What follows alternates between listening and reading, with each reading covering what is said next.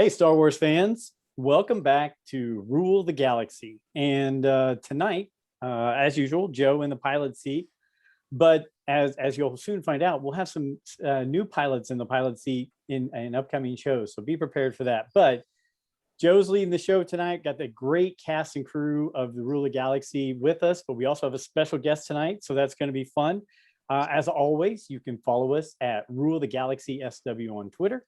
You can email us at rulethegalaxysw@gmail.com. Or if you want and you're just really bored and want to subscribe to a new YouTube channel, you can do that and check out this lovely podcast and other things on YouTube, Rule the Galaxy. So we are zooming. Can you believe it? It's March, middle of March. Softball season starts for me soon as a softball coach. It's kind of scary. But as we start all this, I'll just go around the room, give everybody a quick intro. We'll start with Alfie. Alfie, how you doing? And welcome back to the show. Thanks, Joe. Great to be here. Looking forward to another banger episode. Let's get rolling. Banger. I love it. Banger episode. We're lit. We're talking like the kids. Banger. That's what the kids say these days. This long hair and rock and roll music. Oh, man. It'll be a long night. And we'll follow along in alphabetical order here. So we'll go to the deep pipes of Brent Dykeman. You guys don't know how cringe-worthy dad sounding you do when you use banger and lit. I'm sorry. It's on purpose. I know, but it is. Woo-hoo. I'm doing good. Excited to do some Rogue One. Excited to talk the wars with you boys. By the way, I'm going to be playing, the Legions as part of like the obsession of my life. There is a Fort Wayne tournament on Sunday that I am going to try to run an Empire team. Let's see what's going to happen. It hasn't looked so good in my practices, but we'll see what we're doing. Man, you're now making road trips for Legions. I love it.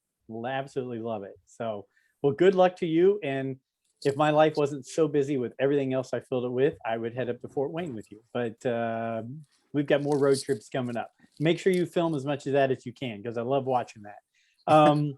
Next on the list, my good cousin, Nick Shesky. How you doing, my friend? I'm doing great, Joe. Glad to be on. And hey, I don't think banger and lit are from the same generation. I think those might be a little bit different. We're reaching there, but I'm doing well. I made a recent Star Wars purchase and I bought myself some posters. They'll be coming in very soon. And my wife didn't find out until the picture or the poster frames came, which made for a great conversation. So yeah, hopefully by the next time we're on, if you're watching on YouTube, you'll see some decorated wall behind me next time we go. That is great to hear. And I have a feeling our next guest will be able to tell you exactly how and the best way to do and either hide or be honest with the purchases. Because I have a feeling this young man's made quite a few Star Wars purchases in his life. Our guest tonight is the one and only Scott Ryfun. And I tell you what, we are just blessed and honored to have him on the show. He is somebody I've listened to for a long time on a number of podcasts, whether it be his own, My Star Wars Story, or Geek Out Loud, or Star Wars Report, or Rebel Force Radio. This guy knows his Star Wars, and I have just been entertained by him for the last decade or so. So I'm glad to have you here, Scott. Thank you for being a part of it. And how you doing? I thought a banger was a sausage. Isn't that what? Only if it comes with mash. Across the pond. Did I miss something somewhere? Yes. Okay. Only if it comes with mash. It's got okay. I'm just trying to figure out. So this is a Star Wars podcast. I'm sorry. My people told me this was a Kiss podcast. I apologize for that. Didn't realize, because I don't really talk about Star Wars anymore because there's too many people that want to just you can hear the gate closing now. The people, we got gatekeepers. You can't do that. So I've decided I'm not talking about Star Wars anymore. I'm done. It's over. Well, Well, this will be a short show. I figured it would work out that way. Okay. Okay. So, we're glad to have you here. Thanks so much. If you don't mind, just tell everybody a little bit where they can follow you, where they can find you, and I have all kinds of your bio, if you want to say, here written down. Obviously, as you mentioned, you love Kiss, but there's so many things that you've done, and I have it written down that you're the most listened to man in South Georgia radio. Tell me more about me. Yeah, I like hearing about me. Now, here's what happened. We've got the ratings in because we do that. And that's a semi-scientific thing that Nielsen does. And I started looking at the numbers, and I realized I was doing my show, and I was doing another show regularly, and I was doing another show on another station, and then I was doing the newscast for all the stations that we had. We had at the time we had 6 stations. So I started adding up the numbers. And I went, if you total up everybody who listens to me across the board here, there's nobody else in South Georgia that is hearing my voice. Nobody else's voice is being heard more than mine. All right, I'm going to use it because it sounded big and bold and brassy and sassy and all that other stuff. So it is technically true, but in a really weird way. But I mean, if it's true, it's true. Just like I can also tell you that I'm one of Time Magazine's People of the Year. Really? I this is one I have to know because I have not heard this one. That was about 8 or 9 years ago. Actually, Time Magazine pretty much named everybody the Person of the Year. So I figured, well, I'm one of Time Magazine's People of the Year, and you can put that you can put that on your bio if you want. When you go somewhere, you're just going to speak before the Rotary Club or something, and one of the Time Magazine's People of the Year. It's true. You too. I like that. I like that. It just shows you how much I pay attention to Time Magazine because I did not see that episode. So. Yeah, it was like it was the dawn of social media. So it was for Nick, that was like, were you in diapers, out of diapers at that point? What was the deal? I like you already, Scott. This is good. But I was out. For the record. Out. Okay. I was out. Yeah. Okay. This time anyway. But so eventually, look, we all wind up back in them. You know what I'm saying? This is true. But this is true. So they did a thing, and they had like a little mirror cover, and it was like, you are the Person of the Year because of social media. We're all stars and creating our own content. So I said, okay, fine. Like, if you want to build a resume, Time Magazine's Person of the Year is a good place to start. So I love it. I love it. And I look at that and I think to myself, we've all talked about this, and we've had some great guests. I mean, I've been on a show in Australia. I've had Mark Newbold on from England on our show, which I listened to that the other day. Mark is great. And I even mentioned to him, I was like, here we are, a bunch of pals from Indianapolis, Indiana. And because of our love for Star Wars, you're right. This whole technology thing kind of works because, believe it or not, we all get together, we do this. We have people who listen to us. They might not like what we have to say, but they listen. So, I mean, this has turned out all right in making these virtual communities. So I'm all for it. The internet's got its bad points, but it does have its good points as well. They may not like what we have to say. Must mean there was a 1-star review somewhere. That's all I can figure. That's usually what that means for me anyway. So you know what? Because you were coming on, we did ask some questions, and on Twitter we did, which is always our dangerous place to go. So you have to walk around the landmines. The first thing that was brought up was not a question, but more of a statement that I guess we can respond to from JJ Rodrigo. And this is for everybody, but Scott, I'll let you start.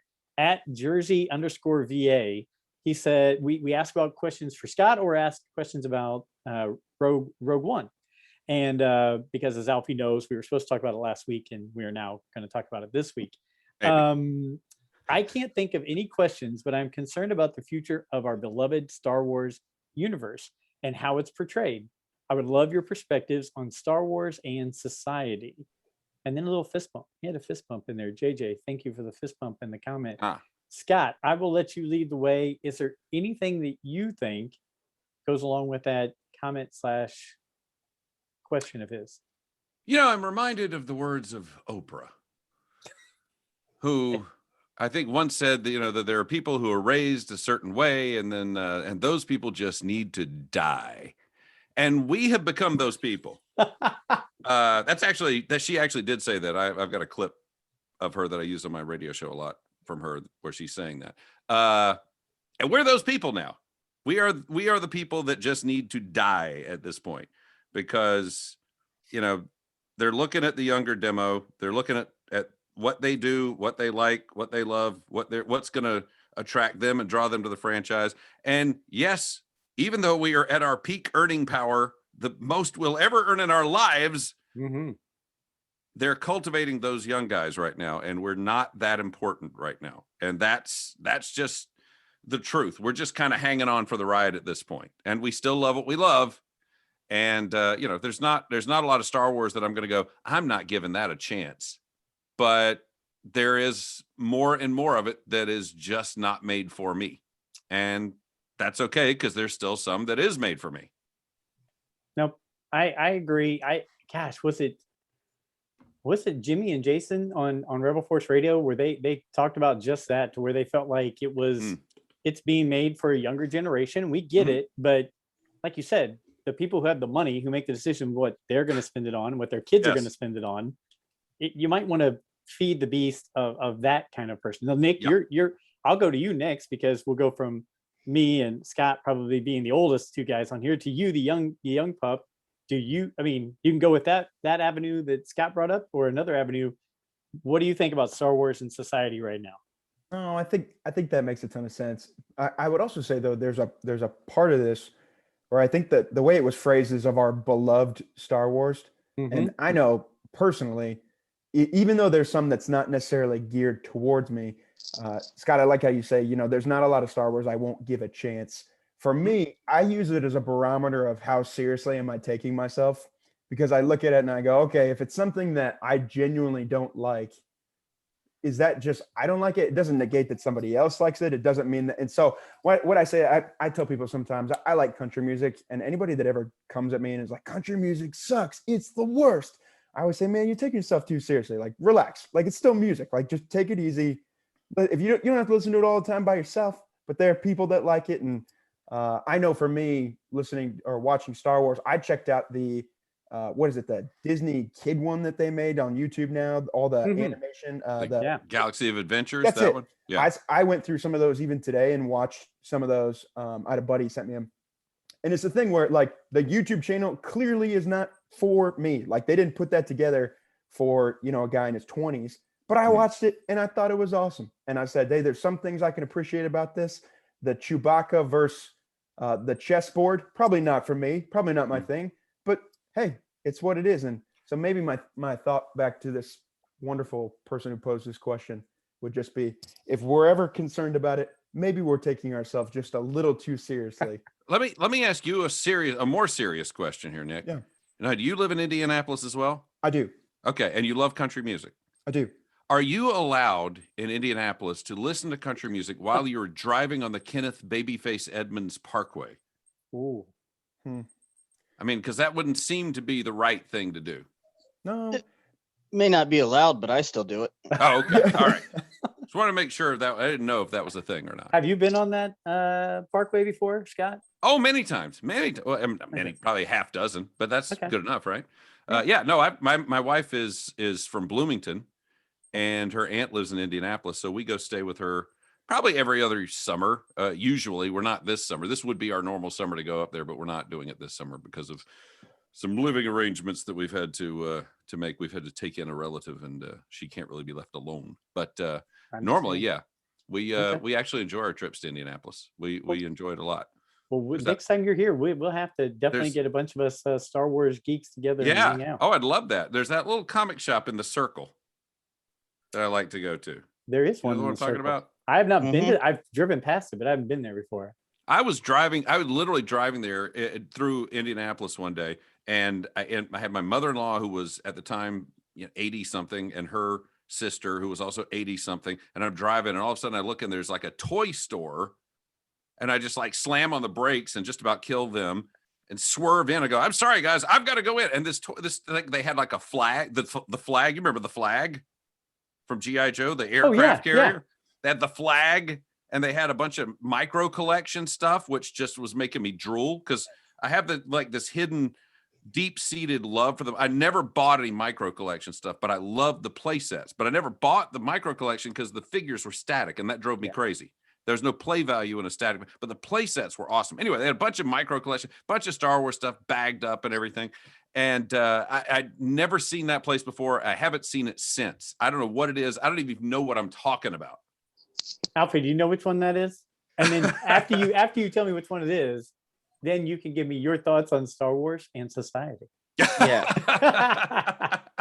Man, way to keep the train on the track. I'm the conductor. Yeah, I don't know what that store is. I don't think I've ever been to that one before, but I'll definitely have to look into it. And to build off of what Scott is saying, I think it's kind of relevant that Marvel kind of went through this phase where they changed all the characters, to suit the campaigns, the online campaigns, and the younger demographic. But then they had to come back and say, you guys didn't actually buy any of the comics. We changed all this, but you didn't buy it. True. No. Here's the thing. They did that. Marvel did that. If you want to talk Marvel for a second, Marvel did that. But what they forgot to do was make them good. And you can make them different, and you can make them appeal to younger. It's what they did in the late 90s, early 2000s with the Ultimate Universe. They created a whole new Marvel comic line, and they made it appeal to younger kids, but it was actually readable. Steve Glosson, I don't know if you've heard of him. Yeah. But Yep. He's been on the show, and he's a wild man. Yeah, he sent me a note the other day because he said, "Hey guys, I'm going on Rule of Galaxy." And he's like, "Oh, I already just did that not too long ago." Thanks.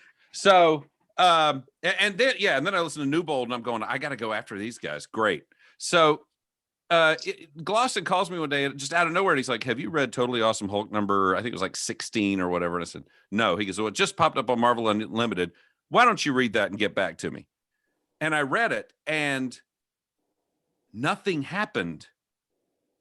It was an entire issue of people congratulating each other for whatever group that they could name themselves a part of that would allow them to claim some special trait. It's like, well, I'm part of this group. Well, I'm part of this group. Well, I'm Asian and I'm gay and I'm it's all just whatever special group you could be part of. And then nothing happened. I'm sorry, I take that back. There was one big fight, big superhero fight, and that was they all went to dinner, and then they had a fight over two guys who wanted to pay the check. This is a comic book. This was a Marvel Hulk comic book. And I mean, literally the entire issue, nothing happened other than everybody was really proud of whatever special interest group they belonged to. And it just was like, why didn't, again, you can make comics for different people, make them good. That's all. Make them interesting. I agree. Didn't think that was. Well, so Scott, to your point, like I've heard the comparison used for the sequels before, where people say, well, they weren't that good. And they say, well, they weren't really made for you. They were made for a younger generation. I take offense to that because I go, what are you trying to say that the younger generation, like, oh, it's just not good. So yeah, that's who it's for. Like, that's good. Like, yeah. And I go, well, hang on a second. Like I push on that, Well, good is good. Right. And if you can put a different hat on, you can still appreciate it. And that's why I say, like with the Ultimate stuff, when it came out, this is not really for me, but I like it. I mean, it's nice. It's well done. I recognize that it's good, even if it's not designed for your particular taste. But yeah, I agree with you. Say, well, this is not any good. Well, it's not meant for you. Oh, other people like crappy things. Got it. Okay. Got it. I'm square now, as long as we're okay with that. Sorry. Anyway, Star Wars Society. Sorry. Go ahead. Brent, I'll go to you. Well, your follow up on all this.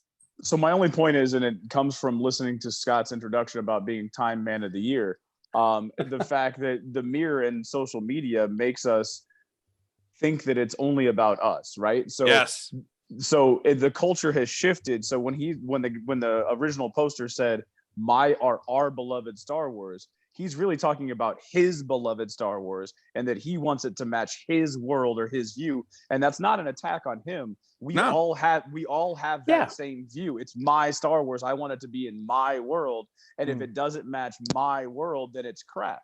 And there's a lot of this selfish perception that colors everything. And a lot of people can't take the 30,000 foot view and look at it, just like Scott said, just like we've said on the podcast, that it's Star Wars. It's like pizza. Any pizza is going to be good pizza, right? Agreed. It's Star Wars. There's not much that I won't try to dabble in except for the books, but I'm getting there. But but so I'm my take on it is, and my take on the question is, when you say it's my beloved Star Wars or our beloved Star Wars, understand that the beloved Star Wars can expand a little bit, and it's not necessarily always going to fit into your view of what Star Wars should be. And that's where I'll stop. I used to mock the concept of headcanon. I used to make fun of people because I go, no, we've got a canon. To heck with you. What do you make your own canon for? And now I have to have headcanon or else I'll explode. I have to have headcanon. Okay, so let me ask you this. So the people that get all outraged on Twitter on it, I always sit back and I laugh because I go, and I want to respond back and go, is somebody like duct taped you to a chair and just has Last Jedi playing on repeat over and over and over and over again? Like, just don't watch it. Like, if you don't like it, to your point, for some people, hey, I don't like the sequels. Good. Guess what? You don't have to watch it. Just at some point, just stop it and say, okay, that's where I end at Return of the Jedi. And maybe I watch The Mandalorian and I just press pause. I will say this. I think Brent has brought that up a number of times in our conversations in our podcast. Is there are things that Brent has liked. He's a visual guy. He talks about it all the time. He goes for the movie, the animated series or the live action show. So one thing that Brent was never into until we brought him into the dark side was the books. And now Brent is like, well, you know what? I kind of like that book and I kind of like that book, but it's okay. I think you guys are all hitting it on the head. It's okay for each of us to have our own headcanon. It's okay for us to each like our own part of Star Wars. The part we're getting into, and I think that reflects off his question, is it's that there are people that aren't okay that we have that. There are people that are saying it's this way or nothing, or it's my way or nothing. And that's where we go down the wrong track, down the wrong path.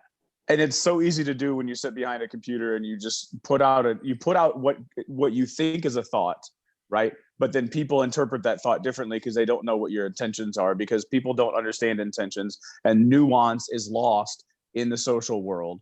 So people put stuff out and then that triggers this person, then that triggers that person. And people have hour-long arguments going back and forth, typing furiously because of something that was a misunderstanding. But I believe at the heart, most of these people are at the same level as we are.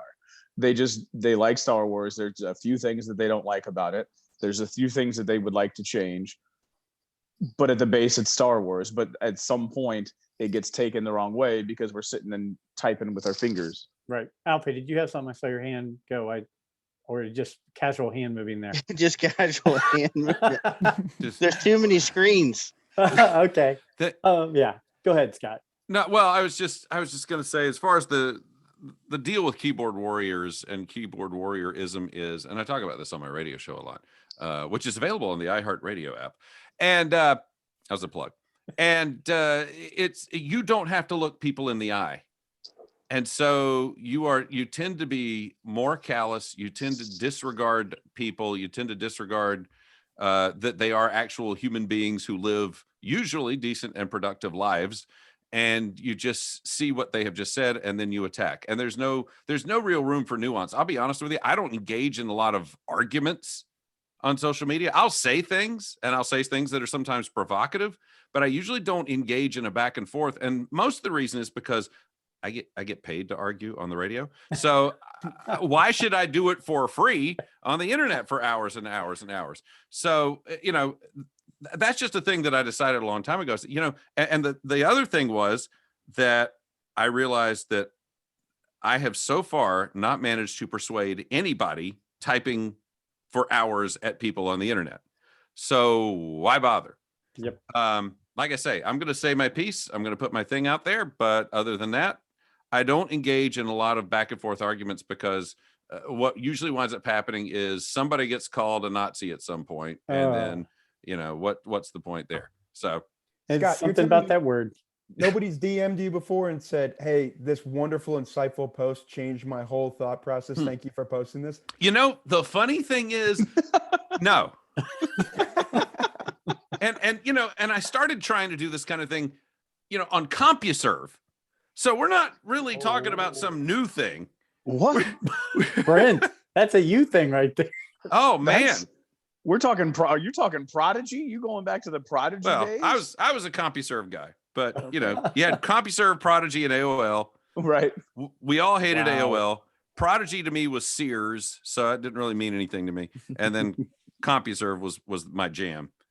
But that also meant that my email address, instead of being something cool, was like 10321, 1217. We have, I will say this, the people who certain things were not made for or weren't made for us, we've gone down that. Right now there are listeners going, I don't know where these 5 older guys are even talking about. So I'm going to bring it back to our next question. You can do that a lot. Yeah, we can. Next question.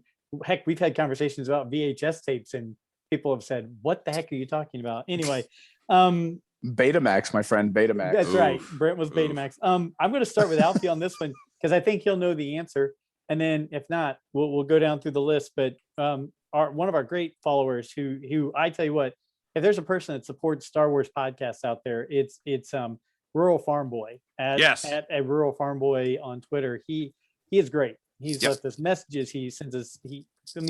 Always promoting everything. I don't think there's a better fan out there. But he said, "I've got one for you. It's a Star Wars trivia. Who at the Battle of Hoth was Rogue 4? Luke, when he got hit by an AT-AT, called them out by name. Bonus, if you can get his first and last name." I think I know the first name, but I don't know the last. I have a feeling Alfie knows it, and if he doesn't, we'll go through the list and go from there. Alfie? I know the first name and the call sign. Hit us with that. His first name is Derek in Hobby. Oh, Hobby. Okay. I know the hobby part. That's all I know. I remember- Hobby. Yeah. I got Hobby. Okay, so that's who you're referring to. Because as Hobby, I'm hit. Yeah. Yeah. His first name is Derek, though, and Hobby's his call. Yeah.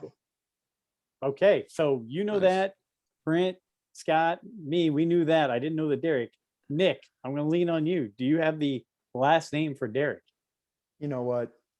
I don't. I just read that stinking Empire Strikes Back 40th too, where they go into his whole story of how he crashed it into the. He took out Veers, and he flew straight into the actual AT-AT. Really? But I can't remember for the life of me his daggone Yep. last name. That was a deleted scene, wasn't it? Yeah. Wow, I didn't know that. Yeah. Okay. Well, Alfie, you're usually quick on the trigger there. If you I get a said I second- wouldn't look it up. but so, now you yeah. can because all of us are stumped. I didn't know. Well, hang Derek on. was involved. Wait, Hang on. Scott's coming. Is he not? Is it like Clevan? Like Klivan? Is that not? Somebody in Rogue Squadron had that for a last name. Is it not Hobby? I think that's right. Is that Now is that you that say that. because gonna that's Google going that. back again to things that kids don't remember, the Dark Horse Rogue Squadron series. Oh. And I'm thinking that's right. Somebody in Rogue Squadron was Clevan. I don't know how you pronounce it. It's him. We can't That's pronounce right. anything. Yep. Klivan though. Was it Hobby? Yeah. Okay. 4.5 gold stars to you, Scott. Oh man. Okay. You've Well, got to understand how deep my well is. That's all I got to say. And then here's what all I'll I'm say. gonna- Go ahead, Brent. All I'm gonna say is all of you guys are part of the dark side because all of that came from comic books and book knowledge, not from the visual world. Like you guys, I'm trying to stay pure and stay on the good, and I choose the light because it is the light, not because of the dark. You're But pulling you- me in. Hold on a second here. Wouldn't his name have been in the credits of the film? Ooh, roasted. Would it Maybe. have been? There's a Well, lot it of might have just been Hobby. uncredited parts. Hold on. He is mentioned by Luke in the film, I think Yeah. twice. And he has a speaking part during the briefing scene. With Leia. I'm all right. Yeah. I'm on. He says 2 X-Wings versus a Two Star fighters. Destroyer. Two Ooh. fighters against a Star Destroyer. And he Think- was in Rebels. Ugh. He got recruited with Wedge in Rebels, right? Wasn't Yeah, Hobby see, that's one of where the you guys? don't have me. Really? I think it was him, but I I'm fell not off of 100% sure. Okay. All right. Well, you guys scout around while we hit the quick. We'll just go around the horn real quick with a Force 4. You ready? Okay. Force 4. Number 1. I saw this today, and it's been going around since I think maybe the end of 2020. Karen Gillan as Mara Jade in a future project. The Karen Gillan, that's from Jumanji and from Guardians of the Galaxy. That's Karen Gillan, right? And Doctor Who. Yeah. Really? Oh, yeah. So Oh, yeah. Oh, nobody's heard that? Who, She plays help Nebula. me out? Nebula. Help me yes. out with Yeah. Nebula, Oh, the blue the blue bald- character. Okay. Yeah. Amy Okay. Pond on Doctor Who. I did not know that. Yeah. Okay. Is anybody down with that? Up with that? In Anything here? Karen Gillan wants to do, she can do. I Yes. have not a problem. She is. Should I? Okay, I'm going to go ahead and ahead. get you guys canceled because the Me Too movement's going to come after you. But let me just Oh say, my gosh. she- Hey, she we is- like to It's get been canceled fun, Joe. by everybody. I- Go ahead. she is absolutely adorable. and then they dressed her up in blue makeup and made her bald in Guardians of the Galaxy, and she was still absolutely adorable. So, and she was evil, and she was adorable. So, yeah, she can do whatever she wants. I don't care. If they want to sign her, I'll be there. I'll buy a ticket. Agreed. Everybody else all right on that? 100% agree. Okay. I'm Brent? just pro Mara Jade. I'm I like, don't care who plays her. yeah. Let's get it canon. Let's go. Come on, Okay. let's make it a thing. Okay. Jessica Chastain. Jessica Chastain. That's my pick. I could go with that. I mean, either one. I don't object to that. Okay. Right? See? But So we're yeah, feeling good on Force Forward number 1. Force Forward number 2. This was brought in by Alfie. Here we go. Will Bo-Katan be the enemy by the end of season 3 of The Mandalorian? Just spout it out or raise your hand or whatever. I love dead air as much as anybody. I'm but trying feel not free. to go first. I feel like I've jumped Go in ahead. everybody's answer so far. By the end of season 3, at some point she will be. She'll have to be. I mean, they've got to resolve the Darksaber issue. Now, I don't quite understand all of that. But yeah, There are some missing pieces. You are correct. Yeah, they've set that up that there's going to be some kind of a conflict, and she's, she kind of walks that line. So yeah, I think that would be a good conflict. Plus, it would be Mandalorians fighting, so we always like that. I agree. When? I had my wife watch season 5. She's not big into Clone Wars, so I've said, okay, I'm going to pick out a few select arcs of the Clone Wars, and she's been a trooper. But we watched season 5, episodes 14, 15, 16, the Bo-Katan, Satine, Obi-Wan, all that, the Mandalore stuff. And she watches, she's like, oh, wait, Darksaber. Oh, okay, wait, Bo-Katan. Oh, yeah. And I was like, yes, see, it's all coming together. I was all nerded out, and she's like, oh, it was okay. It was good. And, anyway, Nick, go ahead. You think that's a Darksaber? When do you see the fake Death Star weapon that the Hutts built or whatever?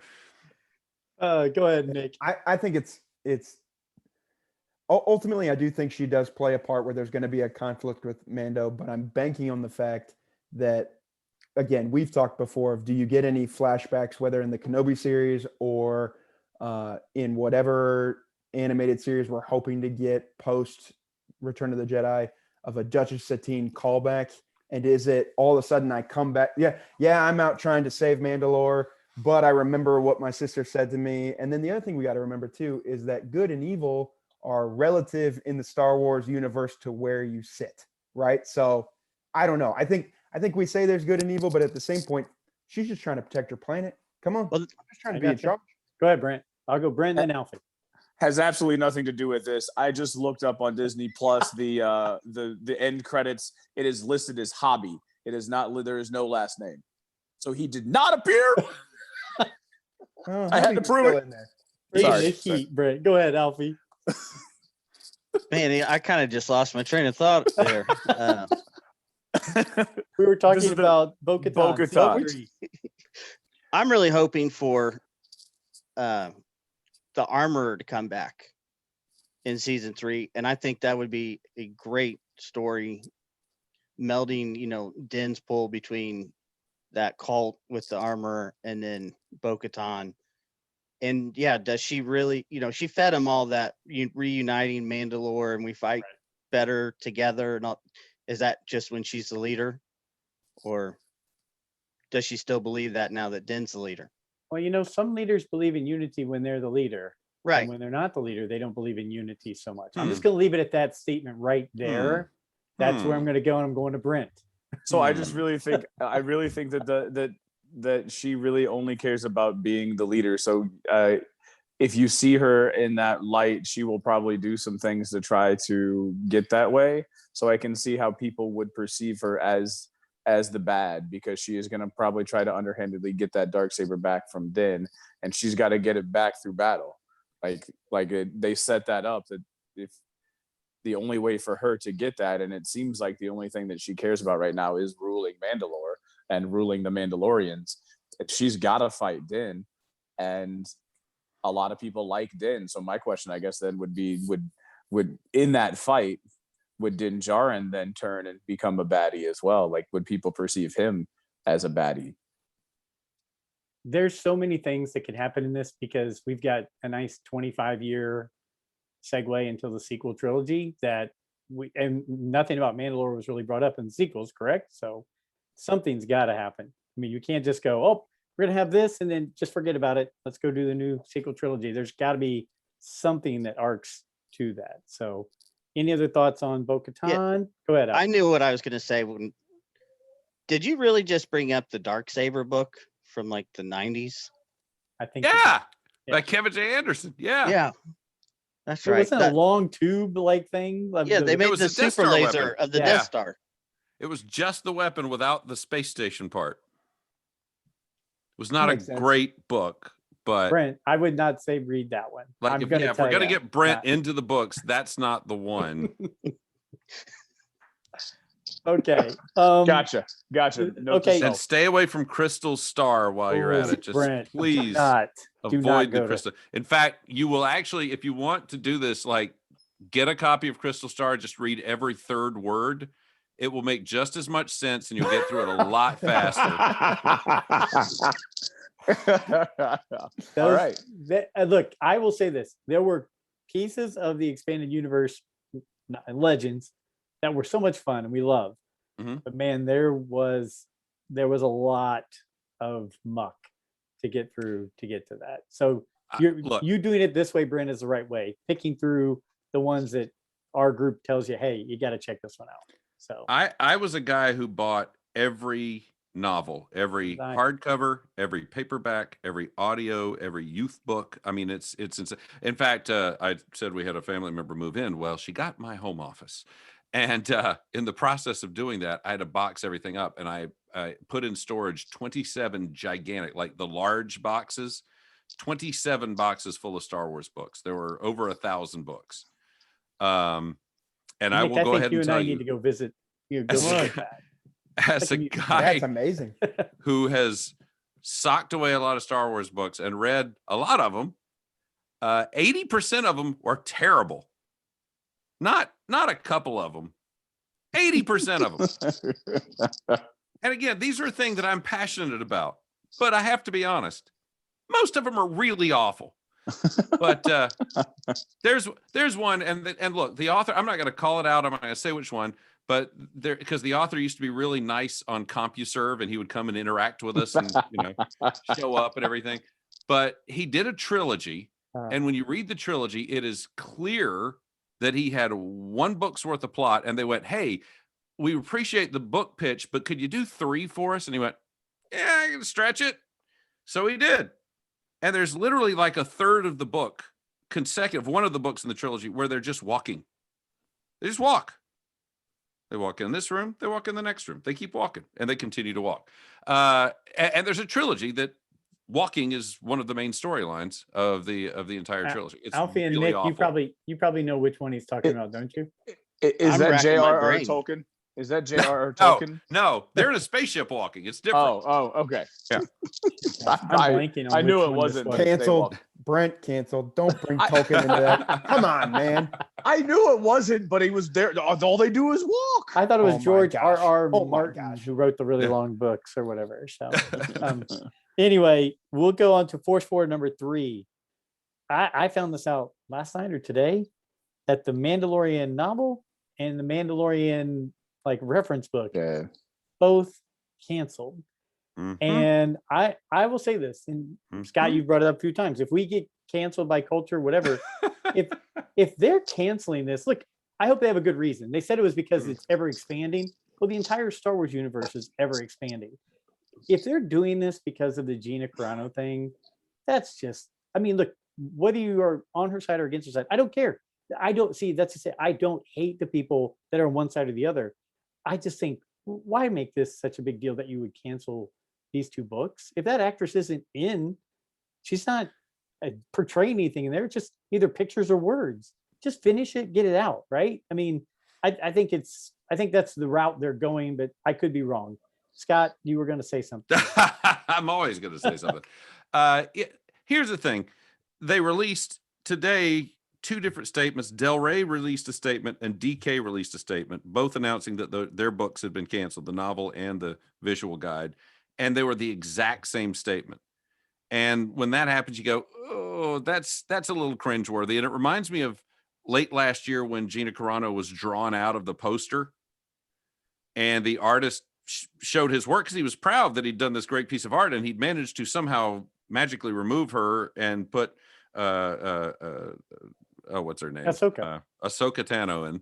And then when people started going, wait a minute, is this canceling Gina Carano? He had the exact same answer for every one of them, which said, okay, here's a crafted, PR-driven response that he was given to say, because it didn't really go over that well with a lot of Gina Carano fans. And then this with the same statements that like you say, they don't make a lot of sense, because look, I mentioned I put over 1,000 Star Wars books in storage. Among those are a slew of these DK guides. And here's what I know about the DK guides. They'll put out a visual guide, and then when the universe expands, they put out a new version. And then they put out the revised and expanded version. And then they put out the complete version. So to say that, oh, we're canceling this book because because it's ever expanding, they would never publish a book if that was the excuse. or make them all just makes digital. no sense. Yeah, make them all digital, and you can download the new stuff, and we won't get paid for it. But what do we care? It doesn't ring true. It rings of cancellation. It rings of, we're very afraid of a Twitter mob coming after us for including this woman in our work. That's what it rings like. I will tell you, the weekend that she was let go, the weekend after that, I happened to go to Disney World. And when I do, I visit all the Star Wars stores, because kind of my thing, and could not find one thing with Cara Dune on it. Not one thing. So, Wow. Yeah, I mean, it was that fast. It was that swift. Well, Brent, you're getting ready to go to Disney this month? Yeah, Ah. later March 20 something, so 25, 26, somewhere. And in this will be there. your first trip to Galaxy's Correct. Edge, correct? Correct. And so the guys from Wookiee Radio said that I need to enter Batu up a staircase, but it's through the marketplace.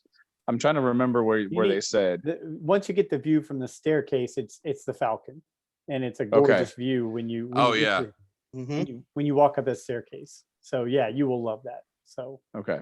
but we have the resident Galaxy's Edge guy right here who knows everything. But Alfie, Brent, Nick, any thoughts? Look, again, guys, we all have different political beliefs, religious beliefs, everything on this show. We don't care. You're some of my best friends in the entire world. I could care less what you like to do in your own free time. If we talk Star Wars, it's all good to me. But did it feel like to you that because that happened, this happened? Nick, go ahead. I did see the Del Rey post that they put up, and I'm with Scott in the sense that I almost would just respect them more if they would just outright say, hey, here's why we're doing what we're doing, and then just like live with it, right? Like the veiled kind of well, hey, because it's expanding, and I'm sitting here with books behind me that, to your point, like you could have looked at episode 1 and gone, hey, well, we're going to expand, so why do one now? We're going to do one in 3 years from now, because cash is king. That's why you do one now. Mm-hmm. And what we're doing is we're veiling that with and I felt bad for the poor guy that was writing it, and thankfully they commented on after it, and they said, oh, we're already in talks with him about another book. And I'm like, I'm sure you are, because that contract was probably already drawn up, big dog. Yeah. Well, if he turned the book in, he got paid for it regardless. But I don't know if they do residuals now. I think they do now do residuals. They didn't originally. Which I want you to think about for a second, because I was actually talking about this with Junior a little bit earlier, my son, and we were talking about Heir to the Empire. And when Heir to the Empire first came out, and you guys don't know this, but there was no Star Wars. There just wasn't. And it exploded. I got a story about that. But but the thing was, like, all summer long, I would get the Sunday paper, and they would have the top 10, the bestseller list. And every week it was 1, 2, 1, 1, 2, 2, 2, 1. Every week, this thing was right there at the top. So it sold and sold. And in fact, they had so little faith in this book. The standard price for hardcover back then was $19.95. And they actually priced it. Timothy Zahn told us this at the last celebration, actually, that we went to in Florida. They priced it at $15 because they didn't think it would sell at $19.95. And of course, the thing went like crazy. Think about this. He didn't have residuals. He got paid one time for that book, and that was it.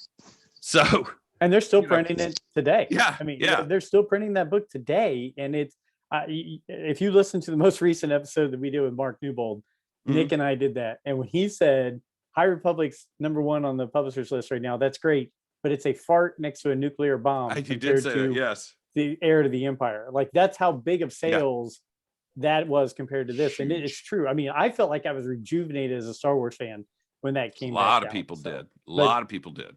Alfie, tell you- Brent, go ahead. Okay. Later, I want to tell you my weird Heir to the Empire story. We can do that. Alfie, Brent, anything you guys agree with this story? I or agree not? with Nick 100%. I wish they just would have come right out and said, this is the reason. Yeah. That generic statement from both of the publishers that read exactly the same, you knew that's what it was. You know, I mean, how many revised books do we have? You know, how many times have they re-released the trilogies on DVD and Blu-ray with just a little bit more to get you to buy it? Well, So- yeah. And DK, everything you need to know. Well, now everything more you need to know. Revised and expanded and updated. 3rd edition. And It's- Adam Bray loved being involved with all those updated editions. He made lots of money Sure. from all the updated editions. And we love Adam Bray. Have you had Adam Bray on the show We yet? have. He's coming back Okay. on Yes. in a month or so. I do love Adam Bray. He is just a great human being. Just, I mean, like from a human being perspective, I mean, Mhm. forget all the Star Wars stuff. Just from the human being perspective, he's a great person. He is. You know, what's really weird for me. These guys know. I sit there and now I interact with all these people that I've either read or listened to, and I'll get a direct message. Hey Joe, did you hear about this? I'm like, Adam Bray just sent me a message. I've read his books. It's very weird to think that. Brent, any Yeah. thoughts on this? I mean, I just, it's weird. It's a book. No, we should have known that. You walked right into that. Jim. I'm glad I caught you mid-drink. You did. For those of you who are not on the YouTube, Joe is in the process of taking a break and taking a drink and spit it all out. If Del Rey burns to the ground, check with Brent first. Trying to stop the universe. I'm sorry, man. I mean, you know what I like to do? I like to go to the Walden Books in the mall, pick up the visual guide, flip through it, and put it back on the shelf and take off. To the what? To the The what? Is there a the Walden Walden- book still? Wait, The Walden Books. Come on now. I hear Walden Books. Prodigy, Come on now. CompuServe, So and Walden that, books. yeah, I was gonna Is say that this. right before you go to Aladdin's castle? I mean, correct. I would go did to you the do that Walden Books. before or after you went to Tape Land and then or Tape World and then Suncoast? Suncoast. I would Yeah. go to Suncoast, right? So Yeah. the order was Walden Books, go find the visual dictionaries, flip through them, see the pictures I've already seen, see what new ones came out, throw them back on the shelf, then go to Suncoast, look at all the original videos that I would see, and then go play my games and drop my quarters and play some Mortal Kombat. And Scott, I mean- do you know why he only read that stuff and he saved all that money? No. So he could spend a few mortgage payments on his Star Oh Wars my God. Legion. Oh my God, Star Wars Legion Yeah, is I don't know the if you've ever obsession. played that or seen that, Mm-mm. but this man, I will send you. I'll have him send me pics. I'll get him to you. The amount of stuff that this guy has, and we've played it at his house. It is unbelievable. So Nice. yeah, it's all this stuff behind him right now. You can Well, and I hate to tell Brent this, but one of the best things he could do for himself when he goes to Disney World is buy a book. This one. I Which do one have is it? that. That one. The Galaxy's Edge Traveler's Guide to Batu by Cole Horton. It is, and you get the. I got it. I have the physical copy now, but I bought the digital copy so I could just have it on my phone and walk around with it. Oh, there's your Legion set. Good Lord, Oh, it, that stuff's not cheap anyway. It's actually fairly inexpensive when you get into talking about war games. It's the fact that it's the fact that it gets you the addiction that you got to keep buying more and more and Oof. more and more and more and more. Yeah, I look at it when I go to the occasional. We don't have a comic shop in our town, but when I do go to a comic shop out of town, they usually have a stock, and I usually go to Coliseum of Comics in Orlando actually, and it's all over the place, and I keep going. Okay, that's then 50, and then 75, and then 50 more, and then 40. I can't do this because my wife would kill me. Which, by the way, Brent next has a list. lovely wife who, fortunately, she has not killed him because of the Star Wars Legion addiction. Mm. But he blows me away with the stuff he shows. Okay, before we get to Rogue One, last one, Force Forward number 4. I was looking for something new to watch. I'd love to find new things to watch, whether it's on Amazon or Netflix or whatever. And somebody said, well, you're into all the superheroes and you're into Star Wars and all this. You should probably check out The Boys. So I watched the first 2 episodes of The Boys, and I was tweeting about it when it first started because I was like, well, this is kind of interesting. I had to stop. I am Mr. Puritan, like I Did I tell you last night, or did I tell you? He told me. He said, "Be prepared." Yes, be prepared is probably an understatement. I want the Super Friends from Saturday morning with the Wonder No, Twins. That's not it. This is not The Boys. I want Batman 1966 with Adam West. That's my like. I like the superhero movies now. They're fun. They're good. Mhm. But man, that's what I want. When I started watching this, I just sat there and I was like, yeah, I'm not sure I feel comfortable watching this. And people love it. I mean, like there are people as much into that as we are into Star Wars. But I don't know if you guys have all watched it, and obviously you have, but I wasn't prepared for it. So, Brent, Go ahead, Brent. I was gonna say Scott, but so I have a coworker who actually knows because it's based on a graphic novel. And so if you can imagine, it's a comic, it's a comic graphic novel is what it's based upon. And if you can imagine how gory and graphic the first 2 episodes that you watched, just imagine when they go into the print medium where there's not as much censoring and how graphic and gory that can go. It's made from a guy, and so Scott, you probably know better than I do. This guy is known for writing some pretty provocative and the stuff that's been turned into movies and stuff other. Like I don't know who the writer is, but he's a pretty Mark Miller. Okay, yeah, he's pretty known. Isn't that Sin City or? No, that's Frank Miller. Okay, but sorry. this is the guy that wrote the original Civil War miniseries, though. He's done a lot of he does a lot of just. I got really frustrated with him because he was writing Ultimate Avengers, and he did an issue where Hulk goes on a rampage because Betty Ross goes on a date with Freddie Prinze Jr. Why did we have this? I mean, like people are dying all over New York City because of Freddie Prinze Jr. Really, that's a thing. Oh, but yeah, so at that point, I was kind of didn't hold out a lot of hope for him. The interesting thing to me is I think that's Mark Miller. If I'm telling this story, there may not be this may not be right. No, it wouldn't he? Yeah, it's Mark Miller. Yeah, Okay. I think it's Mark Miller. Yeah, it is Mark Miller. But the interesting thing to me is that the main character, I guess Huey on the show, is played by Dennis Quaid's kid, and and his dad is played by Simon freaking Pegg, right? And the character Huey in the book visually is based on Simon Pegg. So if you read the book, he actually looks like Simon Pegg, the Huey character. Nick, I can't see that you've watched this. Have you watched The Boys? I made it through half of the first episode, and I'm with you, Joe. I couldn't do it. The goal for me, man. I couldn't do it. I watched it, and I went, "Oh, I can't do this. I got to turn this off." Season 1, the first scene, and I'm going to ruin it, but when she steps down off of the street and a train runs right through her and she explodes, and and kind of sets the tone for it. Yeah, and it hooked me. Like I watched that first season, I like devoured. Now I couldn't get into the second season, and I still need to watch a little bit more. But I know that it's pretty. Like those that have watched it have told me I need to get through it, but I just haven't. Like I can't watch it with the kids around, and so I just haven't had. Like you can't watch it with the kids around at all. So I just haven't had that time to get into it and watch it. So, but.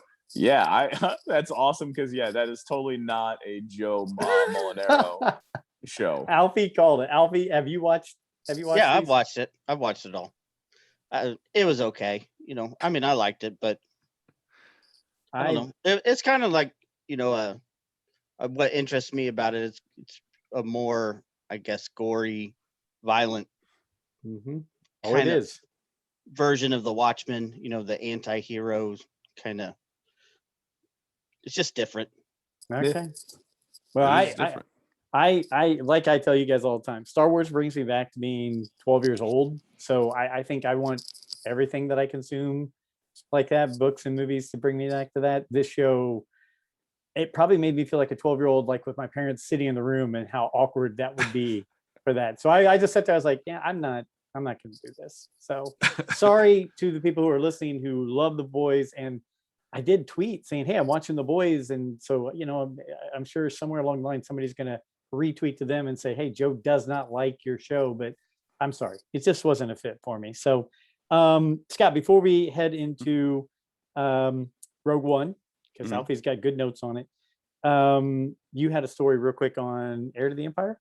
Yeah. Basically, I always felt like I was the guy on the outpost of the frontier. I was like the only guy out there looking for Star Wars stuff, which was good because the stuff I could find was cheap.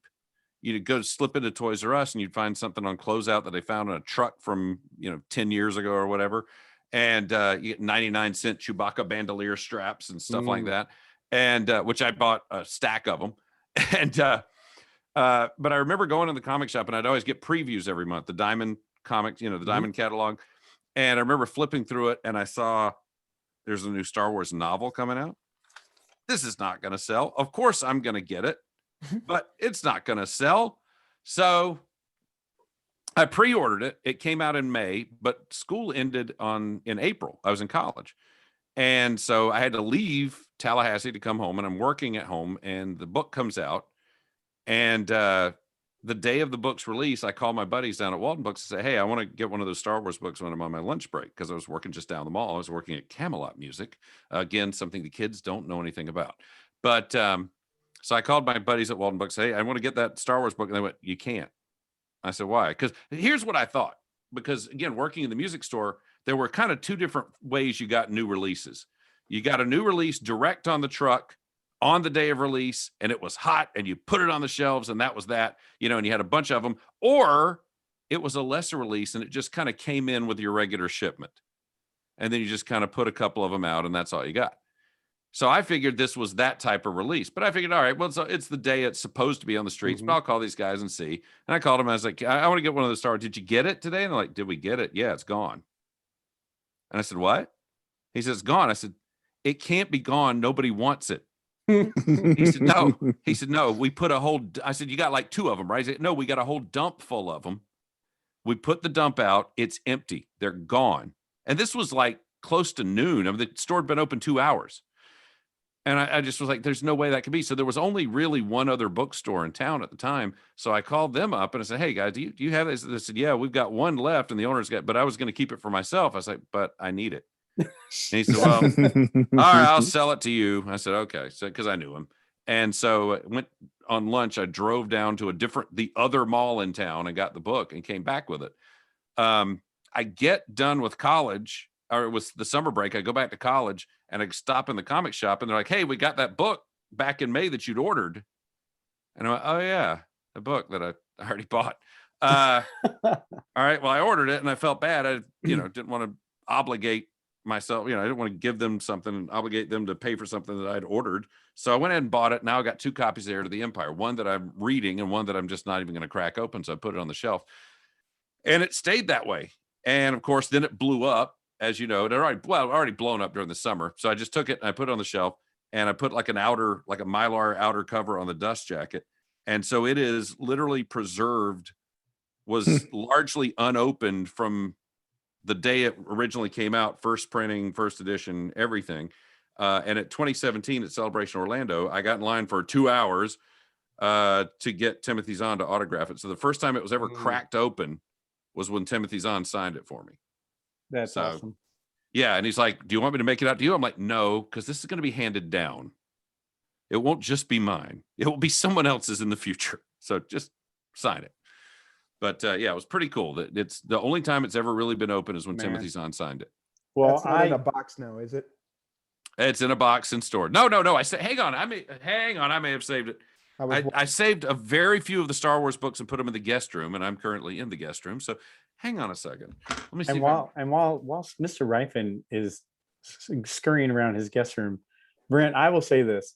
I think the reason Heir to the Empire and those books didn't light the fire in you when you read them is because you're getting back into Star Wars when we're inundated. And that right there was like finding the Fountain of Youth in 1991. Like we had nothing else. So anything we could get our hands on made us go berserk. Do you about remember it. the Topps cards that you and I like went crazy over? No. Star Wars Oh Galaxy yes, card.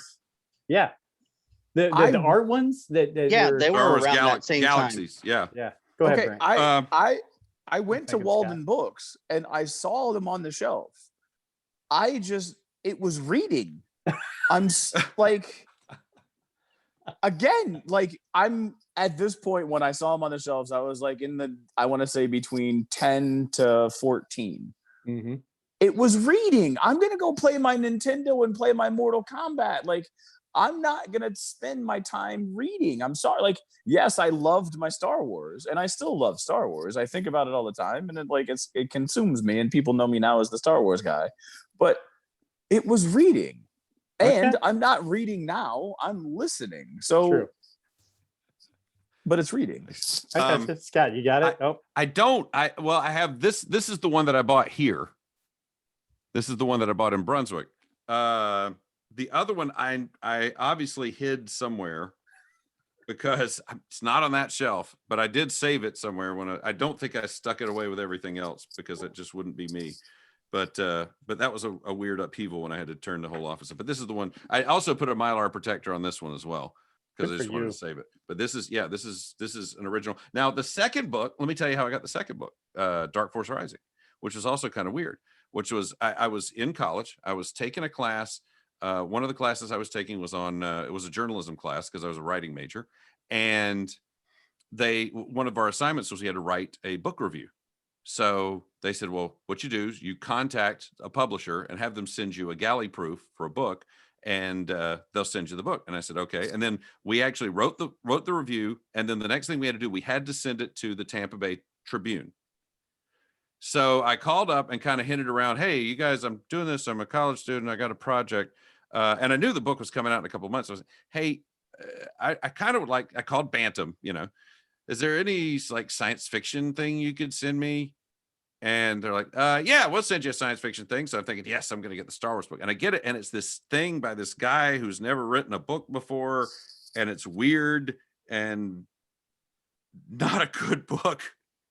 And I think the guy may have written one other book and then got out of the business. But I wrote the review and I sent it off. And of course, it got rejected, as all of our reviews got rejected. But I remembered this. And when the book was getting ready to come out, I called them again. And I said, hey, write another review for the Tampa Bay Tribune, which was true. They didn't ask me to, but I wrote it for them. And I was going to see if you guys could send me in advance of that, a galley proof of the Dark Force Rising. And they said, well, we don't have any galley proofs. We'll just send you the hardcover.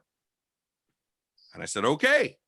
So they sent it to me. I read it. I wrote the review. I sent it. It got rejected, but I got the book for free from them. So free books. Books. Brent would have rejected the free book, but the rest of us would take it. So we are in a long show tonight. And Scott, if you need to head out because I know you get up at 3 a.m. No. If you need to get out anytime, you let us know because I want to make sure you get a good night's sleep. But I'm going to lead with this. We're going to talk some Rogue One. We're not going to go scene by scene, anything like that. For me, I was really shocked and surprised how good Rogue One was. I did not expect it to be that good. And there were so many things in here I wrote down that I really liked.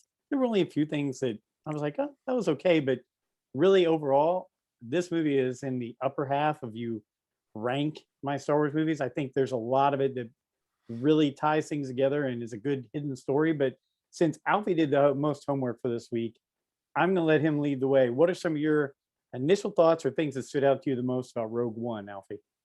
Well, I'm going to abandon my notes here since we're going to keep this short. But one of the things that really struck me the most about this movie, and it really didn't have so much to do with the movie, but was the atmosphere of going to see it. Being so close to The Force Awakens. I saw both at the 6:30 showing the day they opened. So that's now the midnight showing now is like 6:30 on Thursday. Force Awakens was like what you would expect. Everybody's excited, but kind of still subdued, calm, laugh at the right places, suspense in the right places. Man, going to see Rogue One, I don't know if it was just by chance or whatever, but it was almost like going to like a concert or something. The level of anticipation of the people waiting for the movie to start, the amount of kids that were there, how, loud it was, how much cheering there was. It was just completely different than seeing one of the trilogy movies. Do you think it's because everybody holds those in such high esteem that this was kind of like, well, this is an offshoot and it's just supposed to be fun and something that's kind of the way I serious. took it. Yeah, there was just something about this movie that was just a little different from the get-go. And I agree with you. I loved this movie. I think the first time I saw it, it was a little hard to get into the first half of the movie. But man, once that X-Wing comes out of hyperspace, it's a completely different movie and almost a real war movie. Okay, I like it. Brent, how about you? Rogue One, initial thoughts, overall thoughts. So the overall impression, and I think this is why I like The Mandalorian, and this is why I like and what I hope they continue. It is old with the new. I get new characters, and I get a feeling of familiarity with where we are. I love the fact, one of the biggest things that I was worried about is because it was done 20 years, whatever, however past, was they did a great job of making all of the technology look as if it was in the New Hope era. So they went back and they held true to that aspect of it. It's playing on my Disney Plus right now, and I just saw the TIE fighters come in and their Galen Erso, where they were going to assassinate Galen Erso, scenes on right now. But just the new characters with a perfect setting of the old. And the last impression was the final scene, or not final scene, but the scene of our boy Vader in like his true anger glory. I think that scene got everybody ramped, right? Oh yeah. I mean, that just blew everybody away. So Nick, how about you? Initial thoughts on Rogue One? Yeah, it was funny. It was such a different start to a movie than any of the other with the opening crawl, and yet it had me from the drop, right? So like the second that it comes in with that, the kind of crescendo music right away, and then kind of builds. I'm telling you, I like this movie for so many reasons. I would go as far to say this is in my top 3, and I say it because it to what Brett was saying, it felt like the old, but it had new. I love that they took risks with some things, like even starting the way that they did, right? I love that they brought in characters from Clone Wars and eventually Rebels that that we love with Saw Gerrera, right? Like I felt like they did such a good job of taking the prequels, which a bunch of people hated on, but I grew up with and so I loved, and they did such a great job of marrying that with cameos, with old, again, how they made it feel. Like I love that everybody on Yavin 4 feels like they just like they called everybody back for shooting the next day, right? Like it's like I love that they have that feel. And for me, you're right, Alfie. It felt like a Dirty Dozen kind of a different, maybe darker take on Star Wars than we're used to. The good guys win, the bad guys lose. But no, we're gonna win, but we're gonna win at a cost. And overall, just fantastic. One of my favorite movies of the entire universe. Well, Scott, I think you and I are about the same age. So 73. Oh, I am the old man. 71. I'm the old man right here. So we're in that same vein of growing up with it. What were your initial thoughts being an original trilogy guy like I was, to see that they're bringing this and bringing us back into that world with a new approach? I mean, what did you think about Rogue One initially in that? I'm like Brent in that I appreciated the fact that they kind of reverse engineered all the production design. I thought that was a great touch, because it didn't feel, you always worry when you see a movie like that, 40 years later, we're going to make a new movie that's set in that same time frame. But of course, it's going to look like today. It's going to look like what we would do today. And they didn't do that. They said, yeah, we know that you could probably do this all digitally with, but we're going to have basically a giant floppy disk that we're going to put the Death Star plans on, it's, and that's okay. This is what they had. This is what they had in the first film, and this is how we're going to do this. So now, that I like. I thought the score is amazing. Michael Giacchino made a score that after hearing David Collins break it down, I don't think it's the score that John Williams would have done for it, but it is a score that can stand next to a John Williams Star Wars score. And so I think that's terrific. I think the opening, Nick mentioned the opening. That sound. The opening, with it's a blast. It's almost kind of like Close Encounters does. Yep. Mhm. But there's a shadow when they're showing the rings of the planet. There's kind of a shadow there, and for half a second there, it's a visual fake out like you're going to see a Star Destroyer. Mhm. It's got that kind of shape, that wedge shape to it, and then all of a sudden, it's not. Wait a minute, okay, I thought we were going to see a Star Destroyer for a second here. There's just a lot of little details like that. Where I think I would criticize the film is they throw so much at you that you don't really get to go in depth with much of it other than Jyn and her dad and their relationship. Everything flies at you so much. I think the term underwritten gets thrown out probably a little too much, but I think a lot of times, I think one of the questions we did actually field on Twitter was somebody asking, should we pay attention to the Guardians of the Wills? Is that something that we should look more into and see more? And absolutely we should. I would like to have known more in that movie. Yep. I want to know more about Baze and Chirrut. I want to know more about, all of these characters. I mean, Saw Gerrera, you want to know what's been going on with him since the Clone Wars. There's something awful has been going on with him. He's in a bad spot right now. He's experienced the ravages of war. What happened to him? So, I mean, my biggest beef with it is just, and there is Cassian who's hinting at a past, but we don't really see the past. So I would say of everything, that would be probably my biggest beef. That and there's a thing they used to teach us in college when I was supposed to be studying writing, which was, show, don't tell, a storytelling aspect. Show, don't tell. And literally the first time we see Jyn, she's in prison and she has to tell why she's in prison. Why not show me that? Show me, don't tell me. Show me why she's in prison. But I understand that probably the movie I'm asking for is 6 hours long. So a trilogy. I get it. There we go. It's a trilogy. There you go. Maybe that's Rian Johnson's trilogy. We didn't know he's going to do the expanded Rogue One. Okay. Brent and Alfie, I think each had some. Brent, go first, and Alfie. So I was talking to a coworker today, and he's talking about watching the Clone Wars, and I've basically said that from as I've gotten into this, and the more I talk about it, the more I watch Rebels, the more I'm focusing my fandom, I guess, or my timeline where I'm excited about is post prequel to Mandalorian timeframe, pre-sequel. Like that is what really there is. Just to me, there's just a lot of unknown. There's a lot of stuff that's going on in there, like the Saw Gerrera. Like I use that as an example when I was talking to him, which triggered this thought. Like the Saw Gerrera, like what did he do? Which is also why I'm super excited about Andor, because Andor is set between this time frame and in that world. And to go what you said about the make something from 40 years in the past, but it looks like today.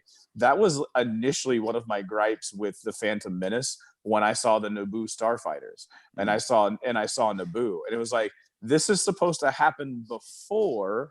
But it looks clean and nice and brand new. It looks more it looks a lot better. Before the dark times. Right. That's what he said he wanted. And so I've come to grips with it, and I'm okay with it. But my initial gripe right away was, I don't know if I like this because of how it's supposed to be back. It's supposed to, and they're shinier and newer. So those are two things, or 2 points that I wanted to bring up. But the one thing is like that I'm excited about Andor because I do want to see more from this story, because I think that there's a lot more we can tap into. I would love to see a Saw Gerrera story. Did any of you guys get to do Secrets of the Empire before it went south? I'm going to take that response as a no. No. Okay. I don't even know what it is. How do I miss what's Secrets of the Empire? Secrets of the Empire was a VR experience at the Void, which was a thing that was at Disney in Orlando and in Anaheim. And it was amazing. And I'm so sad that basically the COVID recession killed it. But they would take you in, they would put a strap of bodysuit onto you, and you'd get a helmet with a visor on it, and you would go into a debriefing with Cassian Andor. And Cassian would tell you, you've got a mission. K2SO is going with you. You're going to go. You need to recover this saber and blah blah blah. And then you put the visor down and you look around, and everybody in your party is a stormtrooper, and you are in a ship. And you are literally, that's the weirdest thing, because you are walking around through this area that has doors and steps and everything, and you are wearing a hood. You're wearing a mask, a visor, and you have to punch in codes to open doors, and you have to pull levers to open doors, and they're all physically there. You reach out and grab them, and they're there, and then you walk through the door with your visor on. And wow. So all you're seeing, you're totally immersed in this virtual reality world. And you of course wind up with a gun, and you start blasting at stormtroopers. If they hit you, your vest starts vibrating. You have to battle a monster. Darth Vader comes at you. K2SO makes fun of you because you can't necessarily get the sequence right on the coding thing. And it's just, it's an amazing, it's probably 10 minutes long, and you pay about $35 to do it. And before that, you go, $35 for 10 minutes. That's crazy. And then at the end you go, can I do that again for $35 more? Because it's one of the most amazing experiences. But there was more and that was kind of my point, that there was more Cassian Andor. He was there. And, that was kind of the first time I went, well, maybe they could do more with this guy, because he's the one that sets you up for the mission. And you do go on the mission with K2SO, and it is Alan Tudyk playing him. It's great. Well, I do think, just like the points you said, we didn't flesh out enough. All these different characters were great, but because it was a 2 hour and 15-minute movie, you didn't get enough depth in it. And that's where, just like you mentioned, Saul Guerrero, Cassian Andor, Disney Plus is the place to do those things. So, Alfie, real quick, I think did you have something? Yeah, I was just gonna. Nick, we'll go next. Agree with you guys that the first half of this movie, it's just the first time you see it, it is really difficult to get into, because what it's like the first 10-15 minutes you go to 6 different planets. It's not a trilogy film where you have 20 minutes of Rey in the desert, to start the movie. It just bam, right out the gate you're going, and it's really hard to keep up just because that Star Wars way of making a movie, this isn't it. No, it was good. Nick. Right. I thought they did such a great job with the individual characters, but one of the ones that I love the most, because I think it harkened back to, when we first saw Phantom Menace for the first time, and Ray Park, starts wielding the double-bladed lightsaber, and you're like, man, this is something like I've never seen. When they introduced Donnie Yen as Chirrut, who comes in, I'm a big fan of the Ip Man movies, which if you've not seen those, they were on Netflix for a while. Absolutely incredible martial artist. And when I heard that he was going to be in this movie, I actually went and saw this with my dad. We're both into those martial arts movies, and he was so pumped. And when I thought the scene where, he takes his staff and he just destroys those stormtroopers, right? For me, it harkened back to when Ray Park, is wielding the double-bladed lightsaber fighting. And in my mind, I was like, that's it. That's what I want more of. That's amazing. This kind of Jedi, but not Jedi, but amazing fight scene. Yeah, Brent, and to Alfie's point, about at first it throws so much at you. I think all of that's in there and all the processing that has to be done for that movie is probably why, of the Disney era, my opinion, disclaimer, don't cancel them because I said it, I think of the Disney era films, this has aged the best. Oh yeah, because there's a lot to just go back and pick apart. Nope. Yeah, I like that first half of the movie more each time I watch it. Just because there's just the stuff in the background. Yeah. The cityscapes. It's really good. So go ahead, Brent. I was just gonna say, I feel like the movie, like you guys talk about it, my favorite thing is Chirrut. I absolutely adore it, and I'm agreeing with Nick. And I feel like that whole Jeddah sequence is when the movie even picks up more steam in my mind, and it pulled me in at that point. Was that whole fight with Chirrut and him beating everybody up and being blind, and then I started paying a lot more attention from that point forward. So no, I instead of writing a bunch of notes, I did bullet points, and I was like hits and misses. And when I looked at hits, I was like K2SO, huge hit. Yeah, Chirrut, yes, huge. The Jeddah scene with the fallen Jedi statues and all that, and the scenes of the Star Destroyer right above the city, those things fabulous. Bringing back Tarkin, I thought, can they do? And then when I saw that, I was like, gone, they really kind of pulled that off. I mean, I felt really good, even knowing that it was what it was. I felt really good about the way they did it. I loved Orson Krennic. I thought Krennic was a great, fun character. Yeah, he's a great one. And then seeing Bail Organa, Mon Mothma, and those Yavin scenes, like you said, those right there, I was just like, holy cow, they actually pulled off all these things that I was kind of nervous about. Mhm. So I don't know who was next in there. I apologize. Brent. I think the what helped the Tarkin is the way that they did it too. And what I'm saying by that is, I know it was CGI, but it felt like he was always in a shadow. So you never really saw a full-on face, a bright image of his face. Because if you want to talk about misses, the other CGI character that they put there at the end of the movie was awful. In my opinion, from my point of view, it did not do that character justice, and I'm talking about Leia. That CGI Leia was, in my mind, awful. But I really love the Tarkin, but I think it helped with the way that I feel like he was in the shadows. There was always a darkness about him that helped define it and not make it as defined. So I'll stop there. I will follow right in with that and say, I really, when it came to the Leia scene, I was hoping. Yes, we got that hit with Tarkin, but I was hoping they would just keep her hood and they would hand it over her shoulder.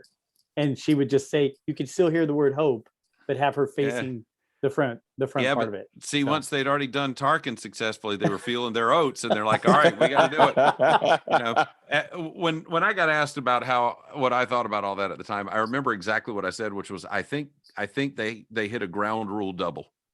Yeah. They hit it. It kind of went out of the park.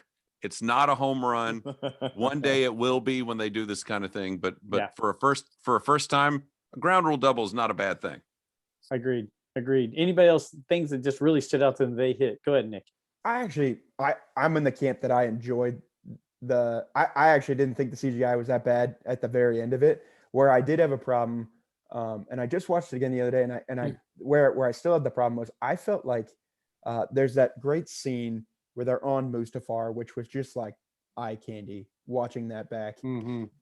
I thought whoever played Vader did not do a great job of playing Vader. I felt like some of the acting was almost like he knew, man, they're going to dub my voice, so I better be extra boisterous with my hands and with my movement. And there were some things, even when I watched it back the other day, just going like, man, like I know it was James Earl Jones that they brought back for the voice. Yeah. But it still sounded funny. And he's old. He's older. I get that, but he's not in the movie. You know what I'm saying? So like, you're telling me that we can recreate Tarkin in CGI, but we like when he says Emperor, I'm not going to do it now, but it's really like it threw me for a second when I watch it. Vader kind of he kind of sachets in the Mustafar scenes. Yes. And it's kind of he's got this weird I'm on the runway kind of walk. Yes. That I'm not a fan of, because I always liked the Dave Prowse stride. Yeah. And he's not really doing that. And that's true. I've noticed that as well. Well, even when he force chokes Krennic, for me, again, this is like critiquing the 5-star chef, right? At this point where it's like, there's really, I cook in my house. Like, who am I to, kind of do it? But I look at it and, he turns around and his hand is like curled like this, choking, which does harken back to, kind of that very much like that. But I would have loved to see, don't even raise your hand. We all know what it is. We know he's force choking him. Like he could just choke him with it. He choked, what's his butt? Ozzel in Empire Strikes Back across the Star Destroyer from another Star Destroyer, choked him out without having to do, and so for me, I was like, okay, I feel like it's a little wooden or, something. But again, that's like, picking the one flaw I have in the movie. You got it. So because I'm a big Obi-Wan fan, Brent, I'll get right to you. I really loved when we just lost Scott. I think that's okay. He'll probably come back. But when he said, when Bail Organa and Mom Mothma were talking, and she said, "Your Jedi friend, can you reach out to him? Can you get to him?" And And then he says, I'll send someone and I trust her with my life. I thought that was really well played. I thought that really dovetailed right into A New Hope. If anything, that went right into it, just like at the end when the ship goes into it. So, but yeah, I don't know about you guys, but that was one scene. And then let's face it, the scenes where they took, and I think I was probably geeked the most, when they took the 1977 footage that was not used in A New Hope and put it back in with the regular characters. I was just like, wait. I mean, I remember grabbing somebody next to me going, that's from the original. That's from New Hope right there. You know, Yeah. I just stood thought that up. was so cool. Yeah. Yeah, it was that cool, wasn't Yeah, it? I stood up out of my seat. I couldn't believe it. Well, and while we're talking about it, I think that movie has some of the most visually beautiful, space battles in all of Star Wars. I mean, that battle over Scarif That's is fabulous. stunning. You knew that from the previews that the X-wings, and you saw the little station Oh. and all that stuff. You weren't prepared for the whole Rebel fleet to show up. No. Yeah, Not that was prepared for just out of left field. Yep. And even the Star Destroyers. I mean, like, I think you think of the amount of, I love Star Destroyers, the amount you get to see of them in the movie, right? So, like, you see it silhouetted against the Death Star, which is, and it casts the shadow on the Star Destroyer. You see it above Jeddah in atmosphere, right? Which, aside from animated, I don't think we've seen that up to this point, like in atmosphere of a planet, which I thought was amazing. You see when the Y-Wings knock it out, right, with the ion bombs or whatever they drop on it, and the Hammerhead Corvette, which was new, right, pushes that thing. I mean, just stunning. Some of the most beautiful Star Wars I think we have. I agree. I mean, there's only a few other things that I want to hit on this. You guys, if there's other topics you want to hit, one, we've already mentioned it. The Darth Vader in the hallway. Again, like Alfie's, I bet you stood up for this scene as well. The place went nuts. When it's pitch black, you see a red saber come out, and then he just destroys that hallway.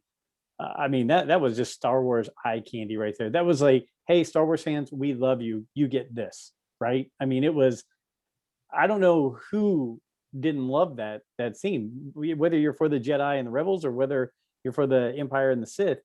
That scene right there with him coming out and just being completely BA, I think it just, knocked our socks off. So that one, and then I guess I'll ask you guys, originally they had it to where all these characters weren't dying at the end. I kind of think the poetic way of doing this was having them die at the end. I think, Nick, you mentioned it. This was victory with a cost, victory at a price. And, if you don't kill them off, you're going to have to retrofit them into the original trilogies, which makes it very difficult. So you let the people live who are going to go on into the original trilogy. But between the Vader scene, the end with the 77 film, and then them all dying at the end, what do you guys think? What are some of your closing thoughts and things you want to hit? And if there's other topics, go ahead. I will say real quick, I wasn't overly vague on one thing I'd put as a real big miss. Dr. Evazan and Ponda Baba, I didn't care for that much. I thought that was a little silly. That was go ahead, Nick. mostly Or deleted Alfie. from the film. Why they were there? It was There what? there was an actual storyline that was originally in the film to why they were there. Really? Yes. I know I can always count on Alfie for knowing stuff I would never know. And like I've said before, that ties into the Solo movie. You were going to find out that he was taking, because of Saw Gerrera's insurrection and all the rebels being there and the constant fighting, he was grabbing people, lobotomizing them, and sending them to Dryden Voss. Huh. Interesting. The half head. Oh, Yeah. That walks around the yacht. Interesting. Tying it all together, Alfie. Right. Tying it all together. Brent, Yeah. you usually bring some really great points. You've been a little quiet. We're going late tonight. I know you're sleepy. Are you wrapped into Rogue One right now while you're watching it? I mean, right now they're at Scarif, and he said it was visually stunning. So the battle over Scarif is just about to start happening.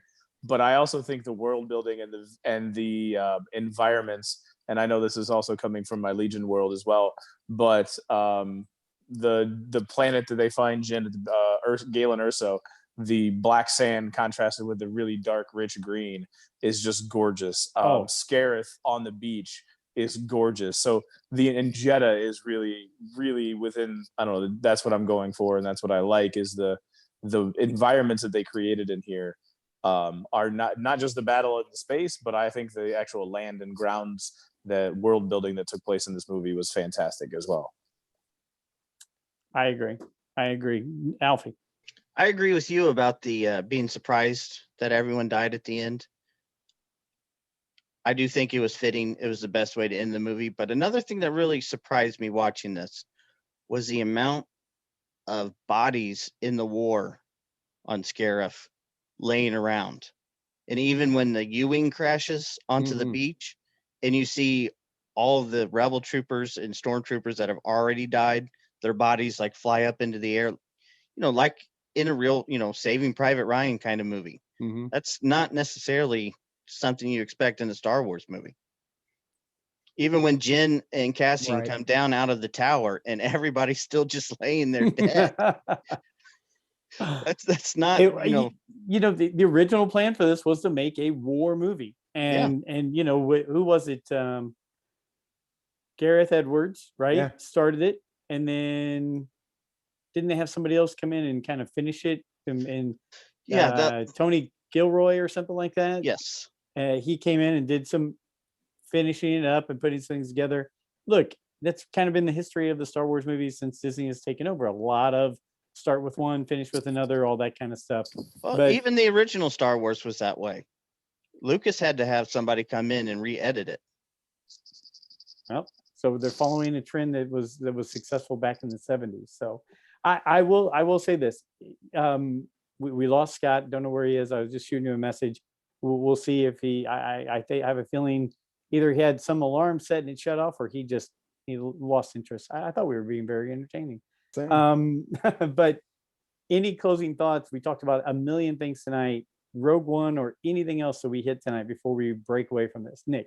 I will say your question of did you like that they all died at the end? I was surprised when I sat there because, again, it was so contrary to, wait, the good guys, even if they died, they're not really dead, something like that. At the same point, though, I loved what they've done in recent years with the comic book series where they've used the sacrifice of Jyn Erso as kind of the banner call to gather all the rebels together. I can't remember, Alfie, you may remember, there was a comic book series that came out. I can't remember if it was Star Wars or it was like the Star Wars 2021 that they did where Luke is named. No, excuse me. It was a Star Wars 2016, something like that. Luke named Rogue Squadron from Rogue One, right? So like he actually names that based off that. There's, all throughout this most recent Star Wars 2021, they reference Jyn Erso in some capacity. And I love that they're using that to go like, hey, it was a sacrifice, but we're still rallied behind that even to this day. I just think it's a cool payoff across different mediums to be able to pull that in. I like it. Brent, any closing thoughts? I mean, it was one of the better ones that they've done. It's the old and the new, and I wanted to continue with the old and the new. I want new stories, and I want to see the timeline. Like I said, I'm geeked for Andor because I feel like that is the timeline that interests me the most. So post Revenge and pre sequels is like what really interests me as far as storyline. So I'm really interested to see what comes from the Andor story, which obviously got its start here on Rogue One. You got it. Well, guys, I appreciate you guys doing the long show. Alfie, did you have one more comment before I close this up? Yeah. Going off of what Brent's saying, one thing I really liked about this movie, and I'm excited to see more, is more of the behind the scenes of the rebellion, the dirty, gritty, the assassins, the saboteurs, the spies. I think it's a good direction to go. Good. I think we're all in agreement on that. So we all rate it pretty high. We all thought very highly of the movie. I'm pretty sure Scott did too, and he'll tell us, I'm sure, later or tweet it to us. But thanks again for you three who are my rocks. I count on you guys more than you know, and I appreciate it. You guys are always the best, and you stick out through all this with me and a part of it. So thank you. Thanks to Scott Ryfun, the most listened to man in Southern Georgia radio, for being our guest today. We just had some technical glitches, lost him there at the end. Thanks for everybody putting up with a long show. We don't usually do them this long, but we just, with Scott on and going through Rogue One, we wanted to hit all that. We will have our newest episode coming out soon. This will be released, and then the next episode that we come out on our podcast and YouTube will be the Clone Wars Chronicles, which Mr. Nick Shesky is leading with his friend Sam. So we'll have that posted up here. Both of these posted up pretty soon. So thank you for that. And as always, follow us at rulethegalaxysw on Twitter. Email us at rulethegalaxysw@gmail.com. Go in and subscribe to us on YouTube at Rule the Galaxy. Quick story to end the show. A young man out of Kentucky is moving to Indianapolis. He's a big follower of the show. I have it on my phone, so I don't have it in front of me. But he actually sent us an email, and I thought it'd be Star Wars talk. It was actually talk to get our opinions of where he should move in Indianapolis compared to where his job is, so he can come and listen to our show still, because he listens to us at work. So thank you to you. I'll make sure I tag you in the notes. Guys, thanks so much. Until next week, thank you again, and may the Force be with you.